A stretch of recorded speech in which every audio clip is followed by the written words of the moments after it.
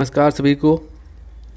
तो साथियों, आज ये जीके और जीएस का प्रैक्टिस सेट है और इसमें हमने लिया है 50 क्वेश्चंस। क्योंकि क्वेश्चंस जितने ज़्यादा हम जीएस के पढ़े रहेंगे उतना ही ज़्यादा हमें फ़ायदा होगा। तो अगर आप यूपी पुलिस की तैयारी कर रहे हों या सुपर टेट एग्ज़ाम हो आपका या यूपी ट्रिपल एससी की तैयारी कर रहे हों तो ये जीके और जीएस की ये जो सीरीज़ है आपके लिए बहुत ही ज़्यादा इम्पॉर्टेंट है। तो क्वेश्चन पहला है कि कोएल्हो केस भारत के संविधान की किस अनुसूची से संबंधित है। तो ये 9वीं अनुसूची से संबंधित है। भारत के मूल संविधान में कुल कितनी अनुसूचियां थीं? तो 8 थीं। अब कितनी हैं? अब हैं 12। तो 8 के बाद जो ये 9वीं हुई, फिर ये 10वीं हुई और ये 11वीं हुई। इनको कब कब जोड़ा गया? तो 9वीं को जोड़ा गया पहले संविधान संशोधन से। मैं संविधान संशोधन को अगर CAA लिख दूं तो आप समझ जाइएगा। और 9वीं के बाद 10वीं को कब जोड़ा गया? ये 52वें संविधान संशोधन को। और 11वीं कब जोड़ा गया? ये 73वें संविधान संशोधन को। और 11वीं के बाद 12वीं कब जोड़ी गई? तो ये 74वें संविधान संशोधन से। तो 9वीं में कोएल्हो केस, इसमें क्या भूमि सुधार से अधिनियम है। सीधा सीधा मतलब ये समझ लीजिए कि जो संसद है कोई कानून बनाकर अगर उसको 9वीं अनुसूची में रख देती है तो कोई भी न्यायालय उस पर पुनर्विचार नहीं कर सकता, छेड़छाड़ नहीं कर सकता। कोई भी न्यायालय ऐसा प्रावधान किया था, क्योंकि हर कानून पे तो न्यायालय पुनर्विचार करता है। तो कुछ कानून ऐसे थे जिनको न्यायालय से बचाने के लिए कि न्यायालय का भी इंटरफेयर इसमें ना हो, उनको 9वीं अनुसूची में डाल देते थे। लेकिन न्यायालय ने एक चीज़ ये कहा है कि जो 9वीं अनुसूची है, ठीक है आप ये काम कर लो, थोड़ा प्राइवेसी के तौर पे, आप थोड़ा सिक्योरिटी के तौर पे, आप सोशल के तौर पे, सोशल वेलफेयर के तौर पे आप कर सकते हो, लेकिन फिर भी इसमें आपके कानून ऐसे नहीं होने चाहिए जो किसी भी इंसान के फंडामेंटल राइट्स का जो बेसिक स्ट्रक्चर है, मतलब संविधान का जो मूल ढांचा है, उसका उल्लंघन नहीं करना चाहिए आपका कानून। अदरवाइज आपका जो कानून है वो नल एंड वाइड हो जाएगा। तो ये 9वीं अनुसूची। 10वीं अनुसूची में दल बदल विरोधी कानून था, 11वीं में पंचायत था और 12वीं में नगर पंचायत। अगला प्रश्न देखते हैं। अनुसूची 3 के तहत शपथ लेने वाले प्राधिकारियों में कौन सम्मिलित है। ये बहुत बार क्वेश्चन पूछा गया है कि अनुसूची 3 के तहत। और क्वेश्चन क्या पूछा जाता है कि इसमें जो ऑप्शन दे दिए गए, अब इनका इंडिविजुअल क्वेश्चन पूछ लिया जाता है। जैसे कि भारत के राष्ट्रपति अनुसूची के तहत शपथ लेते हैं या कैग किस अनुसूची के तहत शपथ लेते हैं। तो देखो, अनुसूची 3 जो है उसमें भारत के प्राधिकारियों की शपथ और प्रतिज्ञान के संबंध में है। तो इसमें दिया गया है डिटेल में कि कौन कौन ऐसे हैं जो अनुसूची 3 के तहत शपथ लेंगे और कौन कौन हैं जो नहीं लेंगे। तो जैसे संसद के सदस्य हैं तो ये अनुसूची 3 के तहत लेंगे। किसी राज्य के मंत्री हैं, ये भी अनुसूची 3 के तहत लेंगे। कैग, ये भी अनुसूची 3 के तहत लेंगे। लेकिन राष्ट्रपति जो हैं, राष्ट्रपति किस अनुच्छेद के तहत लेंगे? ये अनुच्छेद 60 के तहत, आर्टिकल 60 के तहत ये लेंगे शपथ। अगला प्रश्न है, निम्नलिखित में से कौन सा पर्यावरण का एक अजैव घटक है। अजैव मतलब जिसमें जैव ना हो, मतलब जिसमें कार्बन ना हो। तो अजैव घटक इसमें पानी है, ऑप्शन बी सही है। गांधी जी ने किस धर्म को अपनी माता कहा। तो इन्होंने भगवत गीता से उनका बहुत लगाव था और भगवत गीता को अपनी माता कहा।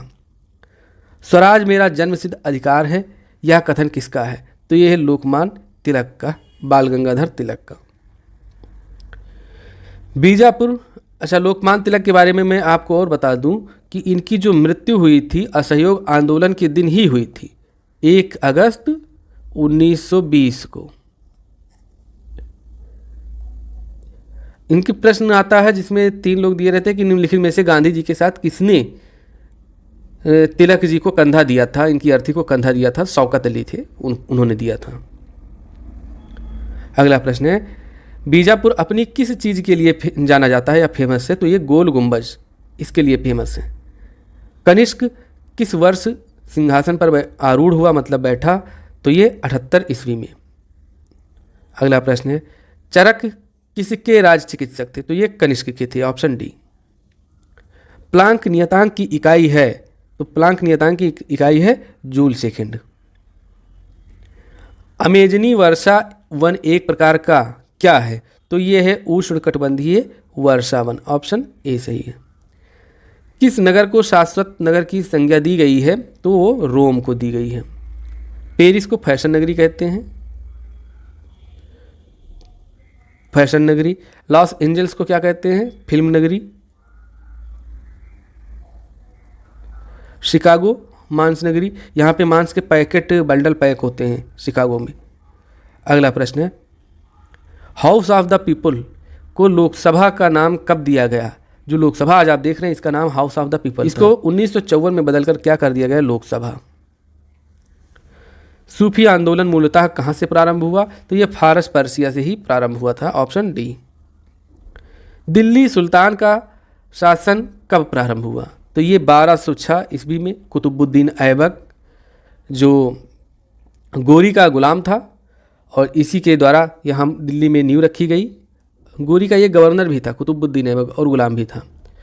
जब कुतुबुद्दीन ऐबक गद्दी पर बैठा 1206 ईस्वी में, गुलाम वंश की स्थापना की, तो इसने अपने नाम से मतलब अपना खुद राजा नहीं बना। ये गोरी के जो पौत्र थे उनको पूरा चीज़ उनके निर्देशन में पूरा यहाँ पे शासन करता था। घोड़े से गिरकर इसकी मृत्यु हो गई थी कुतुबुद्दीन ऐबक की। फिर इसके बाद इसका गुलाम जो था और इसका दामाद भी था इल्तुतमिश, वो गद्दी पर बैठा।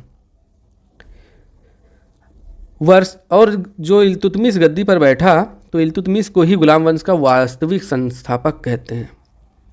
गुलाम वंश का संस्थापक अगर कहा जाए तो कुतुबुद्दीन ऐबक, और वास्तविक संस्थापक तो वो इल्तुतमिश था।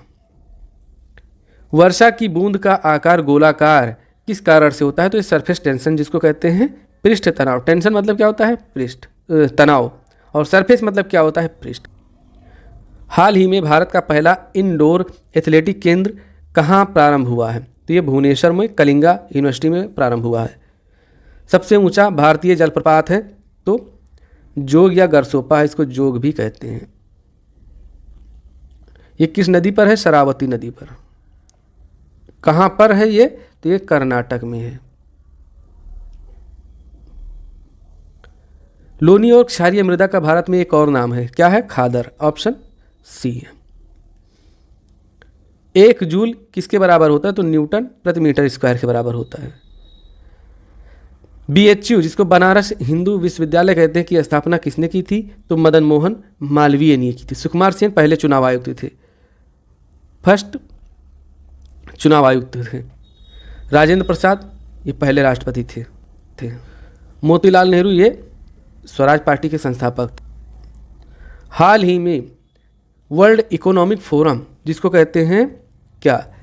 इसको कहते हैं विश्व आर्थिक मंच, जिसका मुख्यालय जो है वो दावोस में है, स्विट्जरलैंड। तो वर्ल्ड इकोनॉमिक फोरम द्वारा जारी लैंगिक अंतराल सूचकांक 2024 में भारत की रैंकिंग क्या है? तो पहले थी 2023 में थी 127। कब थी? 2023 में थी। अब क्या है? अब है 129 2024 में। तो ये 2 स्थान नीचे खिसक। टोटल देश कितने हैं? टोटल देश का सर्वे हुआ था, टोटल कंट्रीज 146 थे। पाकिस्तान का अपने पड़ोसी देश का जो स्थान हो कितना है? 146, मतलब सबसे लास्ट पोजीशन आई है।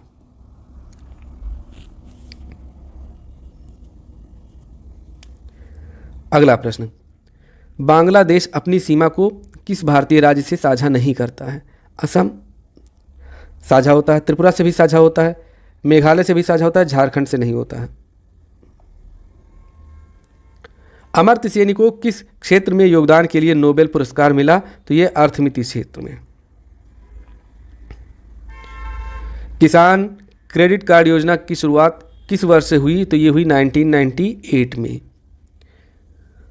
सूक्ष्म अर्थशास्त्र का संबंध किससे है? तो ये है व्यक्तिगत यूनिटों से।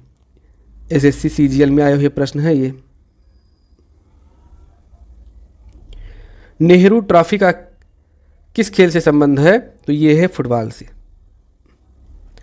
भारत में प्रधानमंत्री बनने की अपेक्षित आयु क्या है? मतलब न्यूनतम आयु क्या होनी चाहिए आपकी कि आप भारत में प्रधानमंत्री बन जाएं? तो न्यूनतम आयु आपकी होनी चाहिए 25 वर्ष।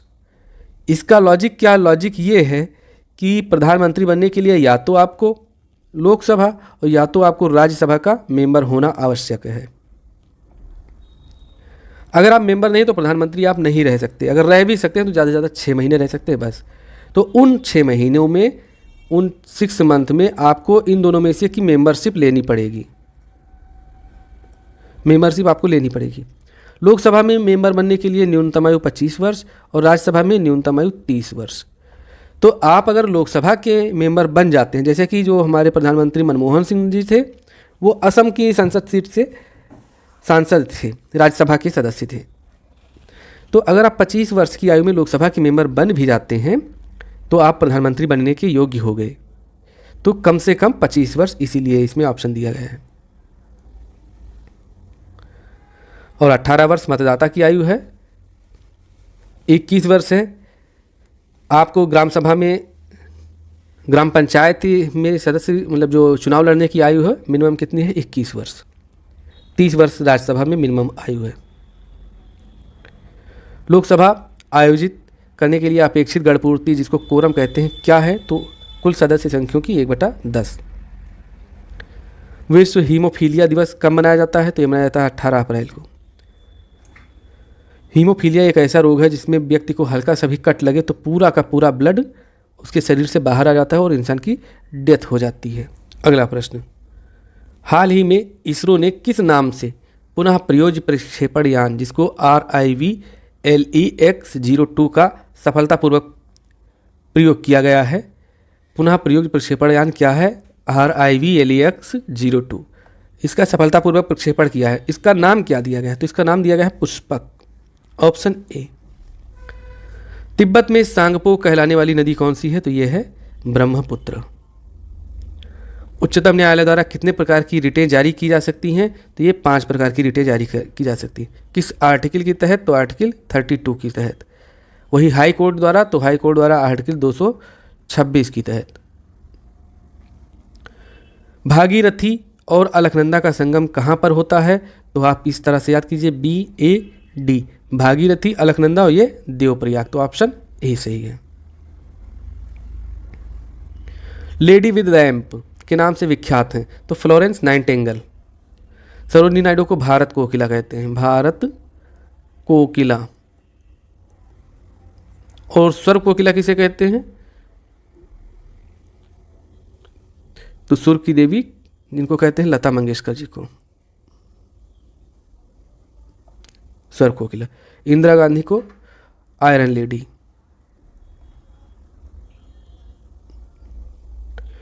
मायावती को क्या कहते हैं, बहन जी कहते हैं। कन्नौज का युद्ध कब हुआ, तो ये हुआ था 1540। बुद्ध की मृत्यु कब हुई, 483 BC में, ईसा पूर्व में। अगला प्रश्न, विटामिन सी की कमी से कौन सा रोग होता है, तो होता है स्कर्वी। नेक्स्ट क्वेश्चन, व्यापार चक्र में कुल कितने चरण होते हैं, 5 चरण, 6 चरण और या फिर 4 चरण या 3 चरण, तो ये होते हैं 4 चरण। सब्जियां जल्दी खराब हो जाती हैं क्योंकि उनमें सबसे ज़्यादा क्या होता है, सबसे ज़्यादा अधिक मात्रा में, ऑप्शन ए शर्करा या जल या विटामिन या फिर एंजाइम, तो सबसे ज़्यादा उसमें होता है जल, इसीलिए वो जल्दी खराब हो जाती हैं।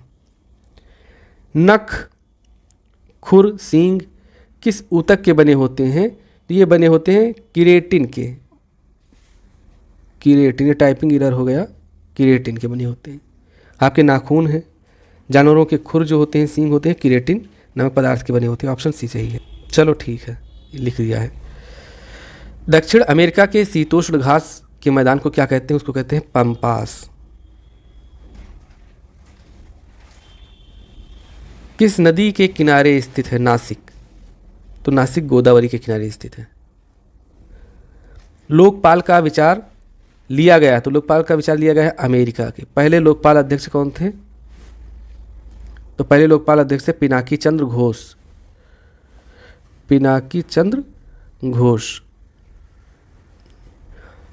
वर्तमान में कौन चुने गए हैं, तो वर्तमान में हैं न्यायमूर्ति हैं ये AN खानविलकर। अगला प्रश्न, लाइफ डिवाइन पुस्तक के लेखक कौन हैं, तो लाइफ डिवाइन पुस्तक के लेखक हैं मुल्कराज आनंद, ऑप्शन सी सही है। उपन्यास अगला है जो नील दर्पण। नील दर्पण लिखा किसने था? तो इसको लिखा था दीन बंधु मित्र, ठीक। लेकिन इसका अंग्रेजी में अनुवाद जो किया था, जो इस प्रश्न का आंसर है, तो वो है मधुसूदन दत्त। तो ऑप्शन ए सही है। 46 नंबर क्वेश्चन, टोटल 50 क्वेश्चन करेंगे, 4 क्वेश्चन और बचे हुए हैं। गुरु नानक का जन्म स्थान कहाँ है, कौन सा था? तो तलवंडी, ऑप्शन डी सही है। यात्री इब्न बतूता कहाँ से आया था? बहुत बार क्वेश्चन पूछा गया है, कई एग्जाम्स में, एसएससी में भी पूछा गया है और यूपी ट्रिपल एससी के एग्जाम्स में भी पूछा गया, बहुत बार पूछा गया। तो ये मोरक्को से आया था। अशोक ने किस बौद्ध साधु से प्रभावित होकर बौद्ध धर्म अपनाया था? या पूछता है कभी कभी कि अशोक ने किस बौद्ध भिक्षु के से प्रभावित होकर बौद्ध धर्म अपनाया था? तो उपगुप्त से। अगला प्रश्न है, प्रसिद्ध गायत्री मंत्र कहाँ से लिया गया है? तो ये लिया गया है ऋग्वेद के 3री मंडल से, जो सविता, सूर्य के देवता सविता को समर्पित है। भीमबेटका की गुफा किस राज्य में? बहुत बार पूछा गया, बहुत इंपॉर्टेंट क्वेश्चन है क्योंकि इसका संबंध पाषाण युग से है। तो किस राज्य में है? तो भीमबेटका है मध्य प्रदेश में, ऑप्शन डी। तो ये थे हमारे 50 क्वेश्चन। इसको अगर आप पढ़े होंगे तो आपको पता होगा, बहुत चीज़ें आपकी ताज़ा हो गई होंगी। तो इस तरह से 50-50, पहले मैं 35 क्वेश्चन कराता था, लेकिन मैंने सोचा 50 क्वेश्चन जीएस के, क्योंकि जीएस का जितना ज़्यादा आप पढ़ लेंगे उतना ही ज़्यादा आपके लिए फ़ायदेमंद होगा। तो इसीलिए हमने 50 क्वेश्चंस कर दिया और 50 क्वेश्चन का सेट आपके साथ लाता रहूँगा। मिलते हैं आपसे अगले वीडियो में, तब तक के लिए नमस्कार, जय हिंद। हंसते रहिए, मुस्कुराते रहिए, पढ़ते रहिए और गाते रहिए।